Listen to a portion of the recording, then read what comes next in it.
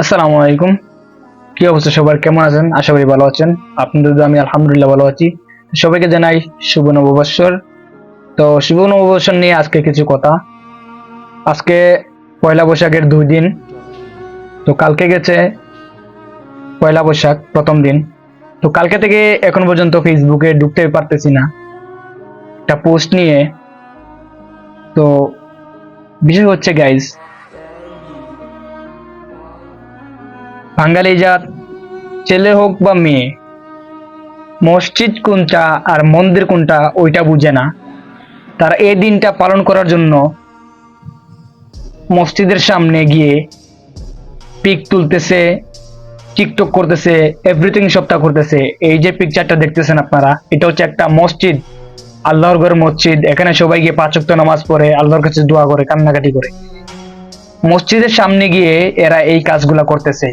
এদের বাপ মা কি আদব কায়দা দেয় নাই? শিক্ষাগত অভিজ্ঞতা কম।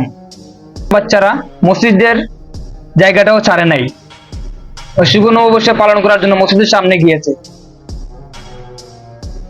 এতটুকু কমন সেন্স নাই যে কোনটা মসজিদ আর কোনটা মন্দির, বা কোন জায়গায় গেলে ফটোশুট করতে পারবো।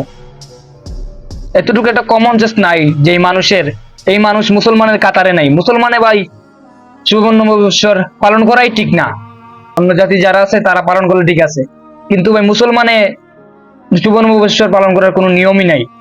তারপরও বাঙালিরা এই কাজটা করে। মুসলমান আমরা যারা আছি, আমরা এই কাজটা করি।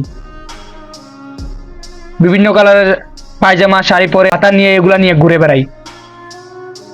তো এতটুকু নিচু মনের মানুষ হলে গাইজ মসজিদের সামনে গিয়ে ওরা এই কাজটা করতে পারে।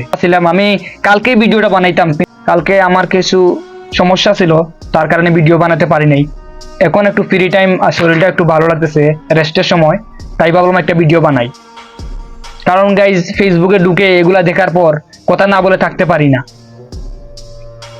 এই হচ্ছে বাঙালি জাত। আমি আগেও বলছিলাম বাঙালি জাত আসলে খারাপ।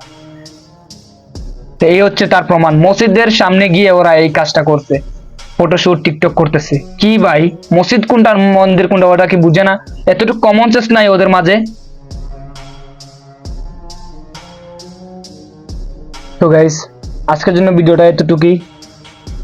দেখা হবে কোনো পরবর্তী ভিডিও নিয়ে। ভালো থাকবেন, সুস্থ থাকবেন। আল্লাহ হাফিজ।